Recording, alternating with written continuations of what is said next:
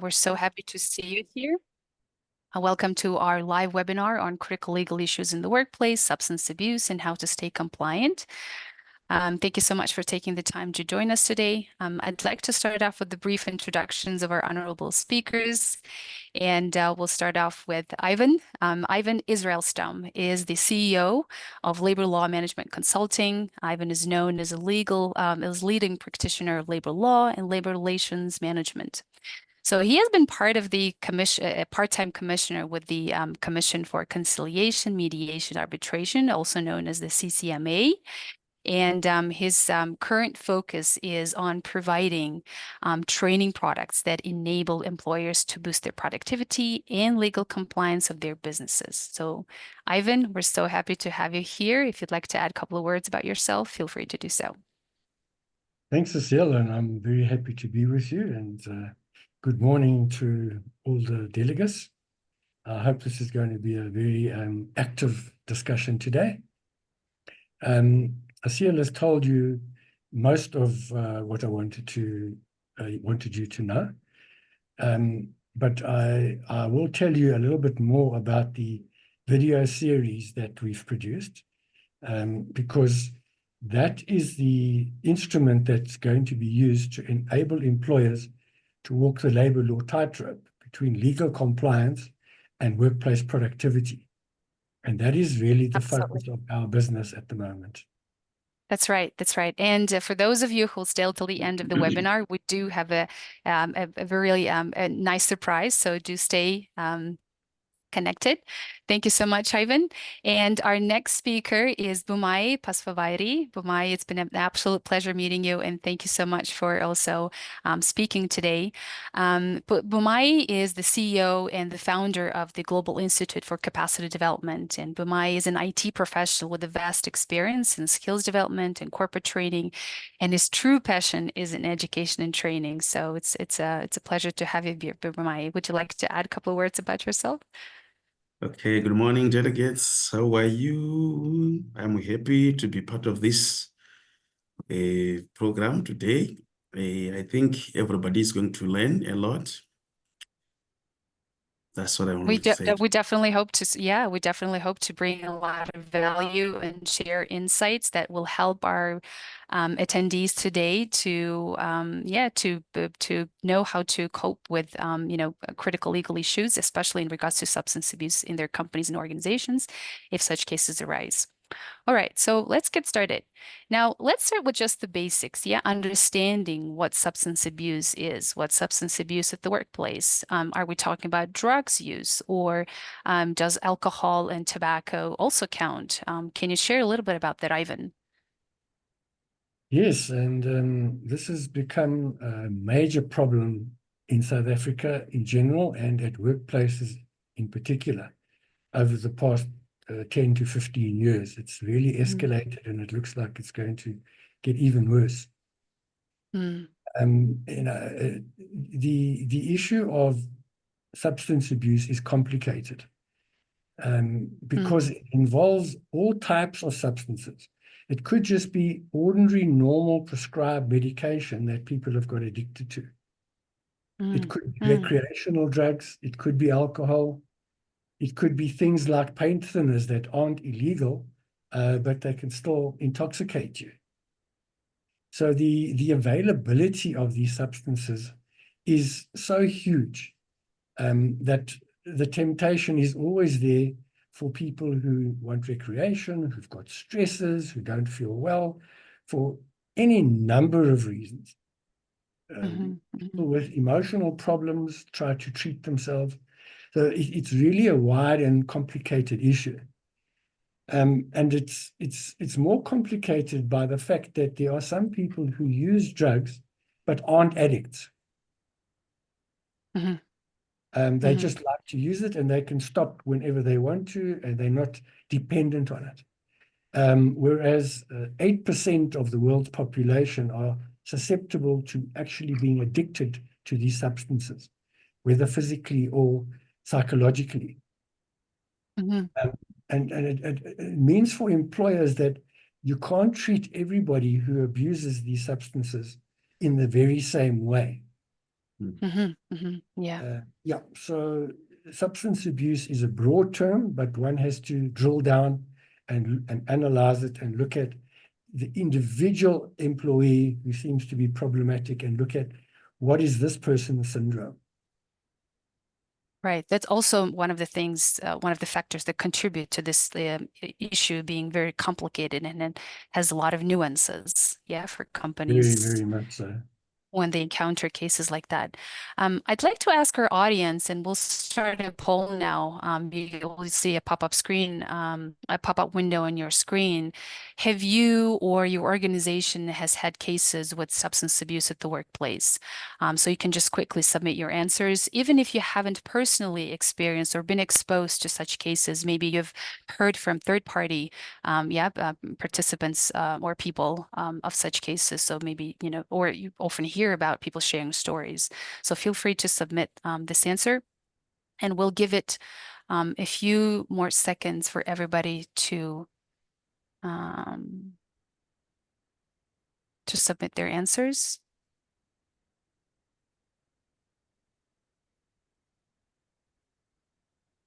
All right.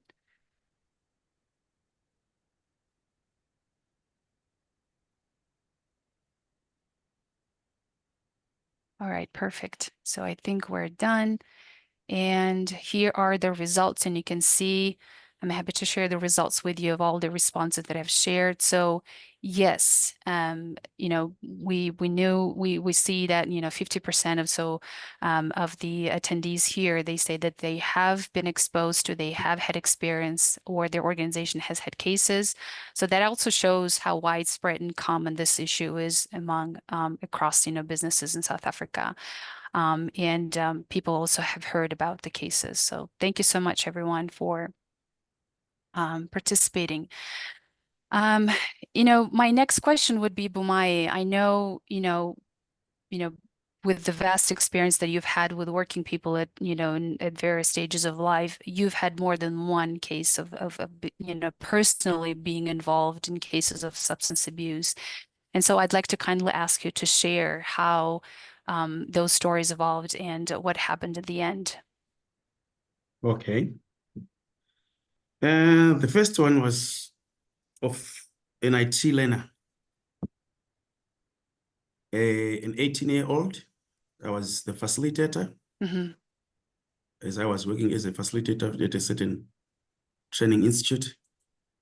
So what happened is this learner was a good learner, well-behaved learner, but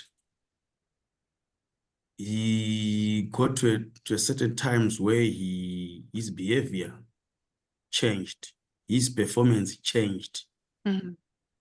Even the mother would actually call me,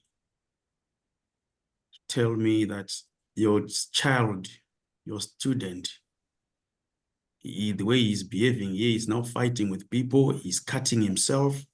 At a point, he opened his tummy. And for some reason, I don't know, the boy with this effect of these drugs, he could hear my voice. I don't know for what reason.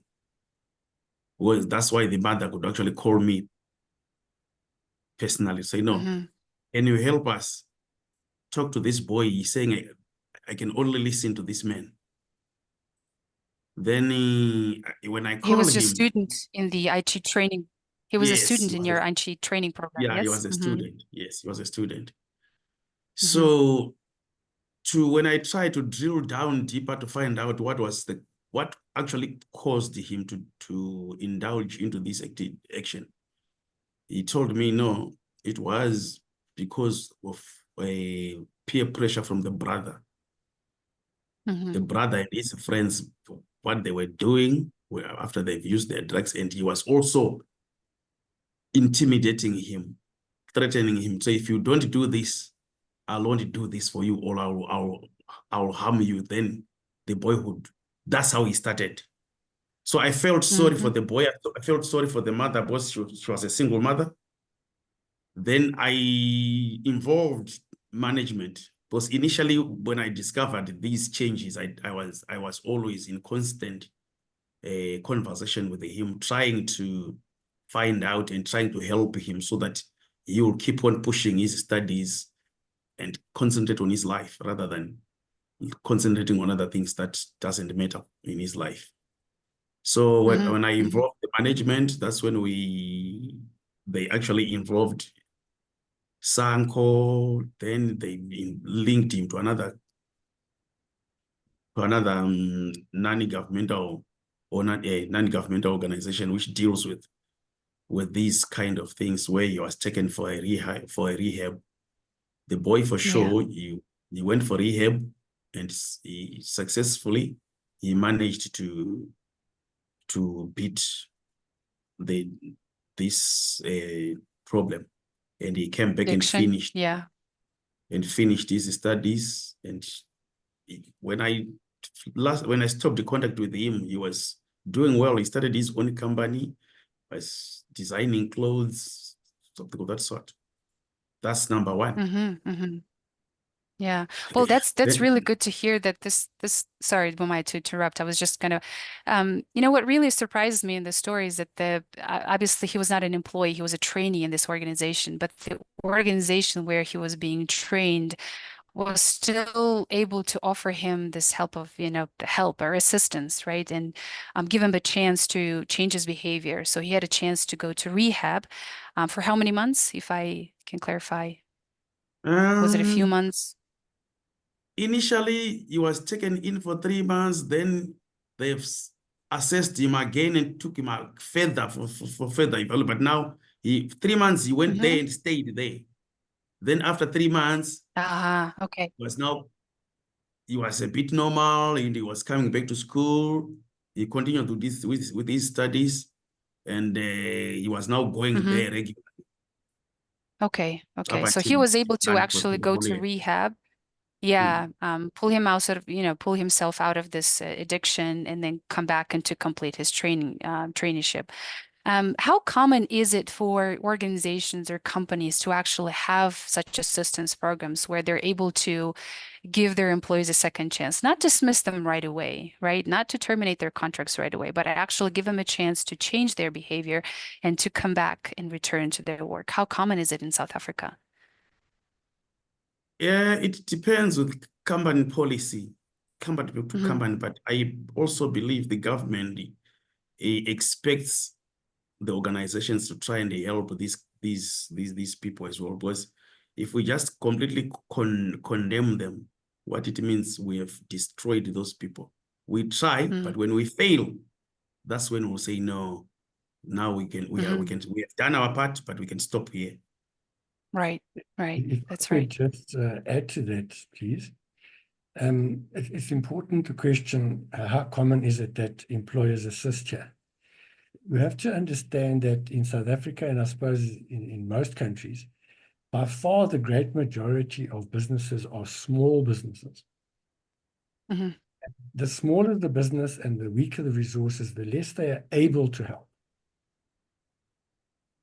That's the problem. So those businesses that A, know the law, and B, understand the value to the business of rehabilitating employees, and C, that have the resources, those are the ones that will have these systems. But those are in the minority.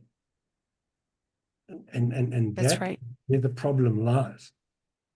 And there are many organizations, tens of thousands, if not hundreds of thousands, where drug abuse is happening, but the employer doesn't even know about it. That is how That's interesting. complicated the problem is. Yeah. So every employer that is now aware that this is a potential problem needs to understand the signs. And Buvai mentioned a couple: changes in behavior. That's right. Performance either deteriorating or actually improving suddenly, unexpectedly. These are the kinds of signs that employers should be looking for. And they should try to be proactive rather than waiting for the pawpaw to hit the fan before they start intervening. Yeah, and here we also talk about corporate culture and facilitators or leadership being very much engaged with their employees and with strong rapport, so that they can actually detect those changes in behavior and address it in a in a correct manner. Again, here I'd like to ask our audience if the organization or the companies that you're currently employed in, if they have assistance programs for employees who are suffering from addiction, whether it be alcohol, drugs, or other medical, substances. So again, you'll see the pop-up window. Let's just take a few moments to share your, answers in this regard.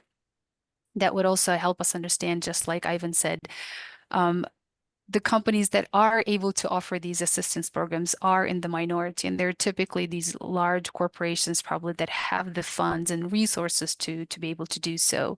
But again, if we're speaking about small and medium businesses that have limited resources, more like mom and pop shops or small family businesses, then obviously, the resources will restrict them to offer such assistance.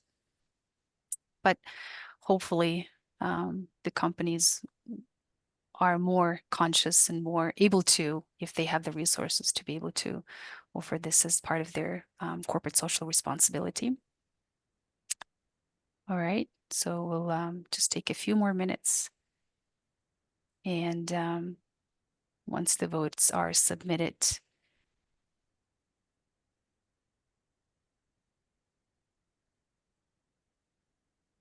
all right. So I think we are closing the poll. And oh, that's very interesting. The answers are pretty pretty equally distributed, I would say.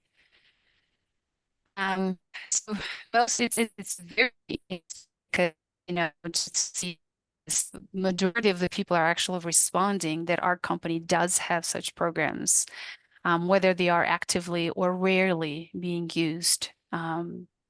And to what extent that's being utilized, that's a different story. But again, it's good to see that nearly 40% of the attendees are responding that the assistance programs agree.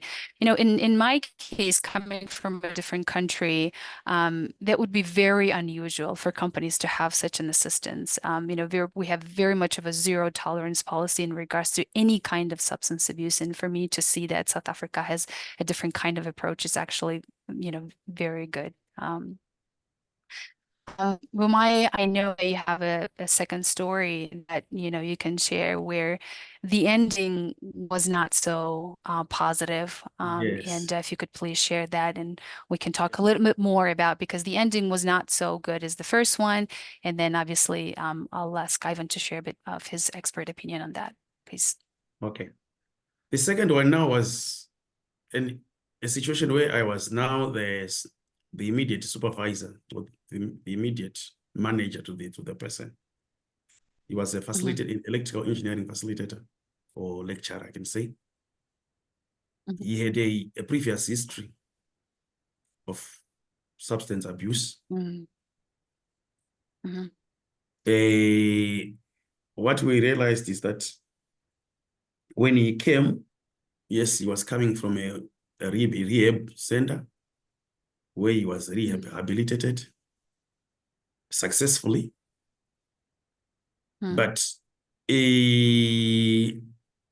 that was successful with a question mark, because what happened is I realized at a later stage that it was only because he didn't have money for him to stop drinking alcohol and the likes. So when he was hired, the guy was good. The behavior was fine. Performance was fine. But after the first month, it was fine. The second month, it was fine. Third month, then we start to see the telltale signs. So something is changing here. When you expect him to submit whatever what was due for that particular time, he will come up with stories. At times, he will be late to work. That's when we started to realize, something is very wrong. And even the learners were now coming one to complain, say, no, this guy, what is not making sense now when he's coming to class. Something is changing with this guy. Then I did a close monitoring on him. When I sit down with him, that's when he explained to me, say, no, you know, man, I've got a problem which needs assistance, but give me a chance. Don't rush to punish me, because it will affect my family. I've got a kid and a wife who is in the Western Cape. Yeah. So, And Bumai, if I may interrupt, did your company, did your organization have a policy on substance abuse? And yes. did the person know, was he acknowledged? Yes, was as you join the company, you sign these documents. Even the learners, they sign the code of conduct that will stipulate all these things to them. So the guy was asked to go for a rehab. He went for a rehab. Since he was already living within the home of the company that deals with them. So they started working on him again. Was the month in which he started misbehaving again, that's the month which they were expecting him to go out of the center. Okay. So this time the rehab was not they didn't Yes, have it was. the effect that you were hoping for. Exactly. Because we were thinking we were giving a person the second chance so that he will start his life. But instead, it didn't work out the way we expected. Even though So Bumai,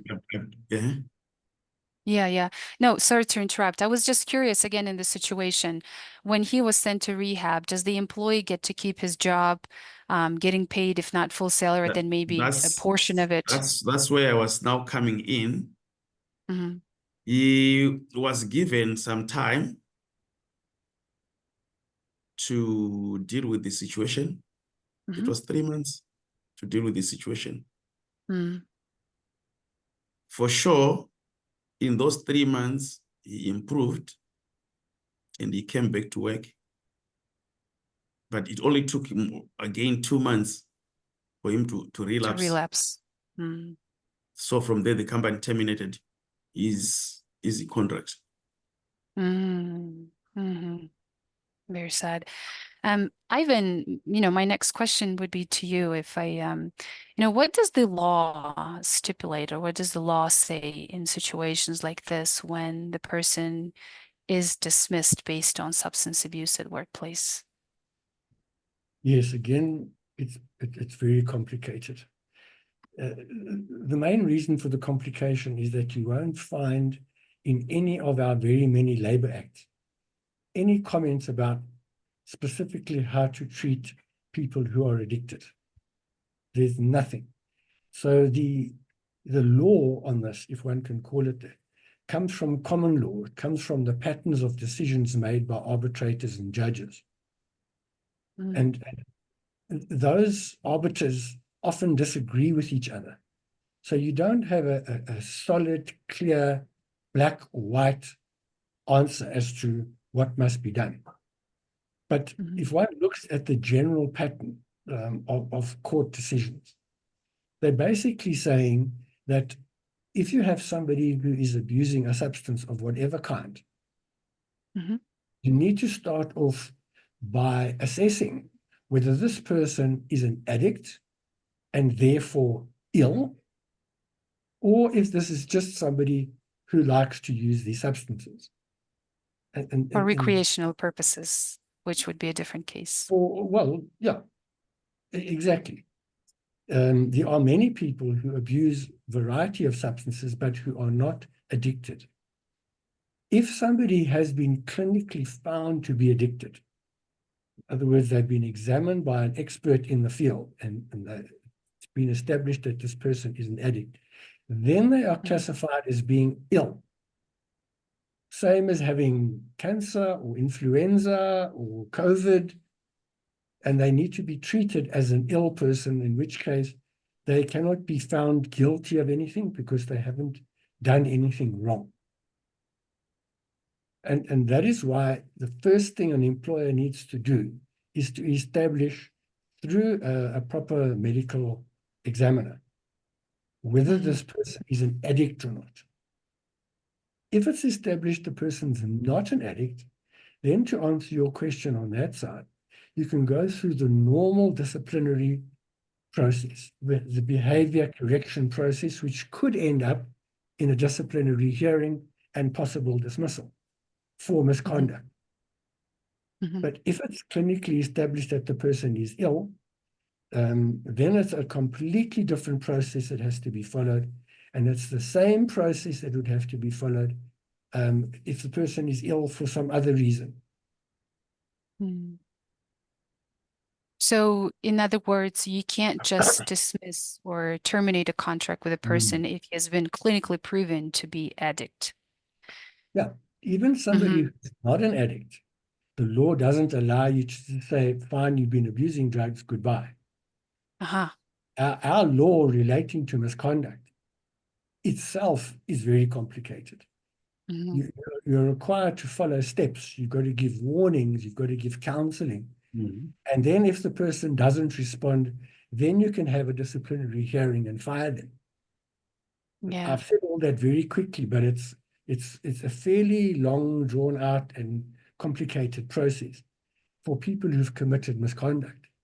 So there's no circumstance in South Africa, regardless of the situation, where you can say to somebody, you've done wrong, goodbye. Our laws are highly, highly protective of employees.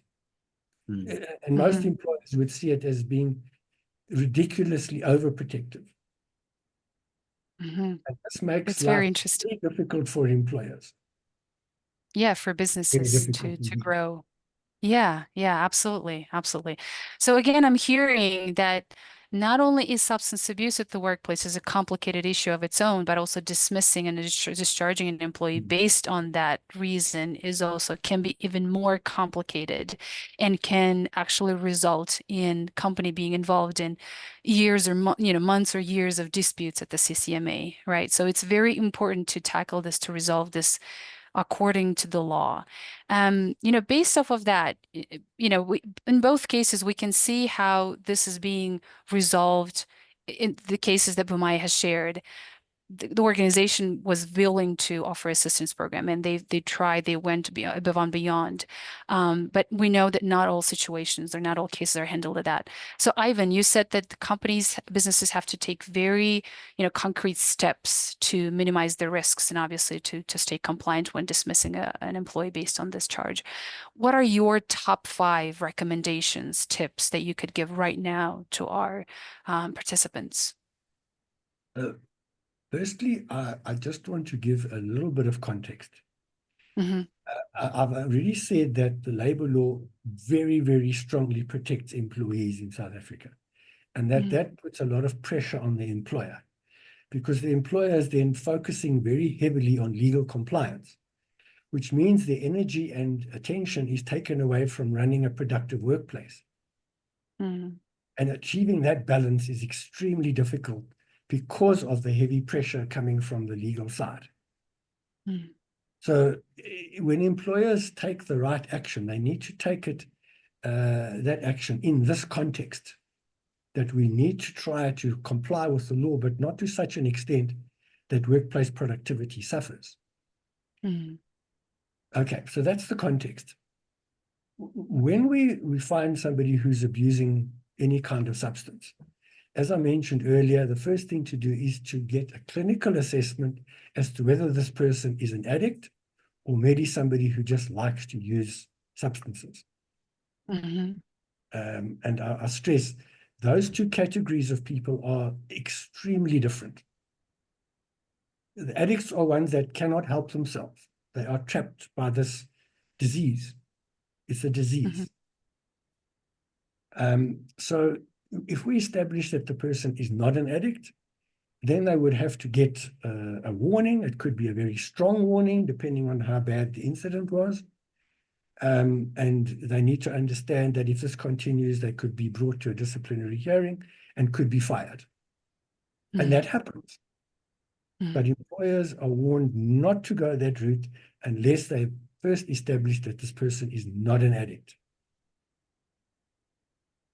In the case where the employee is established clinically to be an addict, then it's called the ill health incapacity process that the law expects.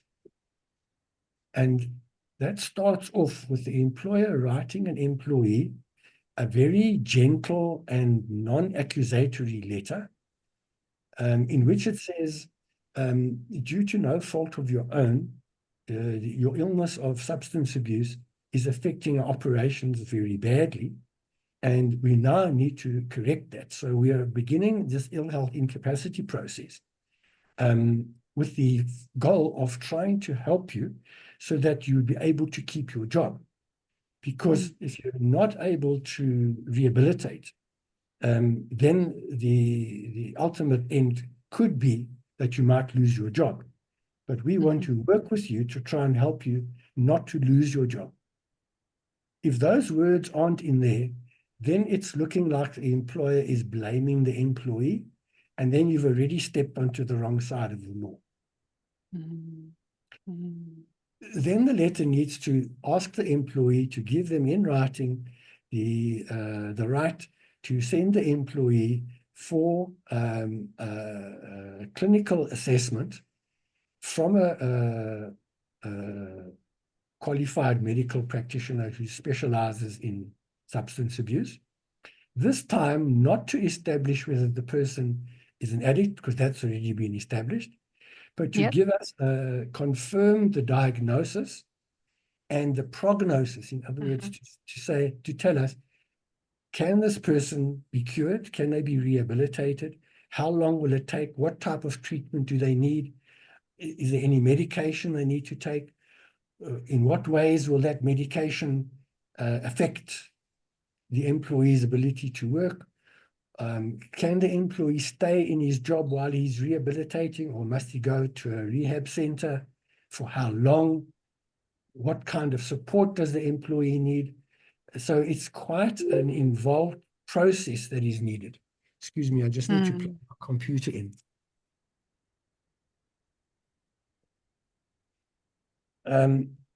So what we are doing by writing this letter to the employee is we're setting the scene for working with the employee, not against the employee, to try to help him to keep his job. So we are talking to the employee on an ongoing basis, so the employee knows that we are trying to help him, but that he's going to have to come to the party and work as hard as we are in trying to save his own job. You know, he's at Ivan, if I may disrupt, again, sure. speaking from, from a business standpoint, this employee is not working and doing his job. So I am basically losing a workforce in his, in this person, while paying him a salary. So I am, incurring financial loss, right? From, again, speaking from a small business standpoint, we're talking about small businesses where any financial loss is substantial. How can employer reduce this financial, loss on himself? What does the law say? I mean, during the discussions and cooperation with the employee, what is happening in this regard? So I keep stressing that addiction is an illness. And whether a person is off work because of another kind of illness, a physical illness, a broken leg, influenza, whatever, or addiction, the employer has to pay them a limited amount of sick leave. It's not an unending amount, infinite amount. So when the employee runs out of the paid sick leave, then they're not getting paid. So that helps to reduce the pressure on the employer. But it's still, as you've mentioned, for smaller employers, it's very difficult because you're A, having to pay this money, and B, find another resource to do the employee's job. That's so right. it is an That's right. expense, and it's not something you can easily avoid. The only way to avoid these problems is to catch them early. And this is why I said that you need So to be stay alert. vigilant. Stay vigilant on, Yes, because watch if the you signs. catch somebody who's just started using drugs, that's a much easier problem to deal with than a person who's now deeply immersed in an addiction. You don't become an addict in 5 minutes. So it is that's the only way to avoid or prevent the costs. Once the employee has to go for rehab and they're getting paid sick leave, the financial damage is done. Yeah, true, Yes. true. Then things are about a lot more complicated. Thank you, Ivan. I appreciate if I just I think we're getting a little short in time, so I want to rush us into the next stage, the next, topics for discussion. So, based on what we've discussed so far and what you've shared, I'm thinking of this. I mean, and this is a question for both of you. To what extent education and training and informing employers and the employees would make a difference in resolving the situation and properly handling substance abuse at the workplace? So we're talking about, training the HR departments, the people's officers at the or whoever is running their small business, right, on how to properly handle substance abuse at the workplace, but also employees on substance abuse, because I'm sure substance abuse at the retail store or in construction and mining has completely different consequences, and companies should have completely different policies, yeah, in regards to that. So maybe, Bumai, if you can share your, perspective on this. What's the best way for companies, again, in using, information and training and education in minimizing the risks on substance abuse? What can they do? What can they do to help their employees? Okay, I think when it comes to substance abuse, we need to carry out what we call a continuous education to our staff, because the more we conscientize them of these substances and their dangers, the more they will be aware. Meaning they will try by all means to avoid. And also when it comes to the HR side and other departments, it will also help them to be able to nip the problem at its bud, trying to identify people at the early stages, I even said, so that you'll be able to assist. Unlike if the situation unlike if when the person is deep into the problem, then it will be difficult to deal with. So education, that's what I think, continuous education, that's what I think can actually assist more. Because you are always reminding them. Yeah, do companies offer any training? Are they required by the law to offer such training to their employees and to their HRs? No. I'm hearing, No, Ivan, you're shaking your can head. answer, but it's a requirement. The law requires employers to run their workplaces properly and leaves it quite largely to the employer as to what they do in terms of proactive action. And training is proactive. So there's nothing that says, the law says that you must do it. Employers must do it for their own good, not because of the law. And you have mentioned that HR people should be trained and employees should be trained, and that's very true. But the entity that needs to be trained much more often and more deeply are the line managers, the supervisors and managers who interact with the employees on a daily basis. Those are the ones who will be best able to see these changes in behavior and be able to go to HR and say, look, there could be a problem here. HR is not in direct communication with workers at all times.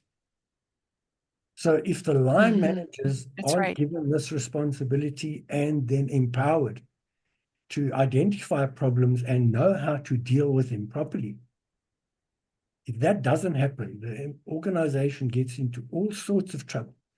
You could have a HR department of 20 people, but if they don't know what's going on, they can't help. On the fields, yeah, but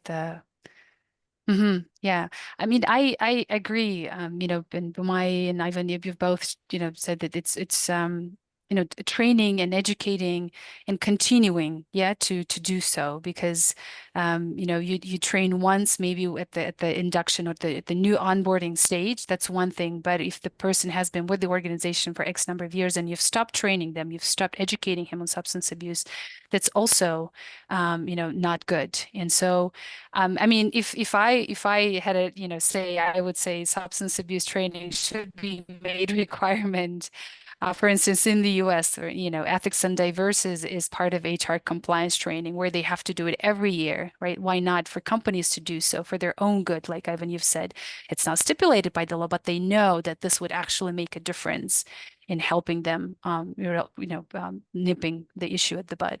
You know, and so, you know, just to kind of, if I may add from my, you know, end, systems like Clever LMS, it's an online training solution. And, you know, you can train both your people managers, the facilitators, the direct line managers and supervisors who are directly engaged and interact with the employees on the field, on sites, to be vigilant, how to track or signs of that changed behavior, but also your employees on why substance abuse at the workplace cannot be tolerated, how it affects their behavior, and it becomes a safety issue for you know, certain areas or industries where they operate.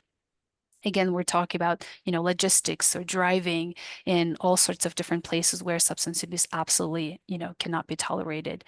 And so, you know, Clever LMS, you know, systems like Clever LMS can be actually leveraged for training, for ongoing education of both the people managers and for the employees, and actually help minimize the risks for the companies. But one thing that we would also like to add, and Ivan, I'm sure you'll agree, that systems like a learning management system should not be exclusively used to you know, for compliance purposes, to stay, you know, for companies to stay compliant. Any other instruments that can be leveraged, right, Ivan? Anything that can minimize their risks, such as creating their policies on substance abuse, making sure that the employees have read and acknowledged the terms, and actually maybe collecting their physical signatures, if that makes sense, if that's possible, would also be recommended highly. I see there are quite a bit of questions in our chat room, and I'm absolutely, you know, but we'll be definitely going through and we'll try to cover and answer each of the questions. Before we proceed to our Q&A session, I would like to add, and maybe Ivan, you can add a couple more minutes, couple more words on this. Ivan's company specializes on producing video training specifically targeting labor law, labor you know, regulations management. All of these, they consist of 48 training videos, and they're based on years and years of experience in working at CCMA. So that's something that we would be happy to share with more information with the participants and those who are interested. And Vumai, on the other end, specializes in offering workplace preparation, work ethics training, and other skills training for the employees in when it comes to, you know, being employed and the code of conduct at the organizations. So Ivan, Vumai, if you want to add a bit of extra words about what you offer, and then we can also share a bit more information after the webinar. Okay, no, I'm not only concentrating on the soft skills, I'm also concentrating on the IT certifications and other qualifications. So I may say we've got a body which is called QCTO. I've offered all those qualifications for the QCTO, which are national certificates in any Okay. field. Yes. You can check on my website, then you can see everything from the website, www.gicdsa.co.za. Yeah. Yeah. And we will share this information in our follow-up message after the webinar. Ivan? Thank you. Very briefly, I just want to stress that we've designed this 48-part video series, especially so that training that the managers get is not invasive. It doesn't take them out of their busy work schedules. They can view these videos at times that suit them, that fit into their schedules. And that makes it a lot easier for them to use. The videos are very exciting and stimulating. So managers will not get bored. They will actually be stimulated by what they're learning. And because it's in an audio-visual format with acted out case studies, it will help them to retain the learning that they get. Perfect. We will now start our last poll, basically a question, a pop-up window that you'll see on your screens. Whoever is interested to get free access to a video training on substance abuse, please submit your answer and then we will get in touch with you individually after the webinar to provide you access. So you can now see the screens. And you don't have to leave your contact details, whatever email that you had left or registered for the webinar, we will use that one to contact you. Thank you. All right, so while the answers are being submitted, I would like to thank both Ivan and Vumai for sharing such valuable insights and cases and stories of substance abuse. We're now proceeding to our Q&A session. And we've gotten quite a few questions from our audience, and I will try to, even if we're not able to answer all of them, we'll try to address them to the respective speaker, and then we'll try to follow up with you over the message. So let me start with the questions. All right, so here's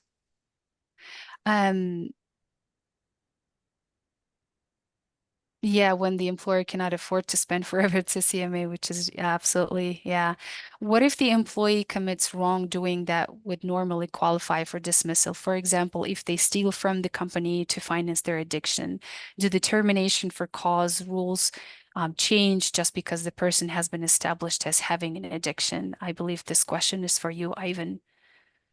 Yes, and it is a big problem, and it's a very complicated problem. But the preponderance of the balance of case law decisions is if the employee, and that's a very big if, can prove that that misconduct was directly due to the illness of addiction, then the employer would have to use the ill health incapacity process. And that's very hard pull for employers to swallow because they've actually lost money. If money, if something's been stolen. But the onus will be on the employee to prove that that theft was directly due to their illness.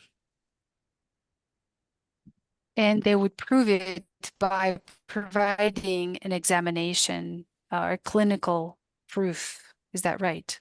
Yes, and then the employer would have the right to send the employee to their own clinical expert to see if their own clinical expert agrees. So it becomes quite complicated and messy.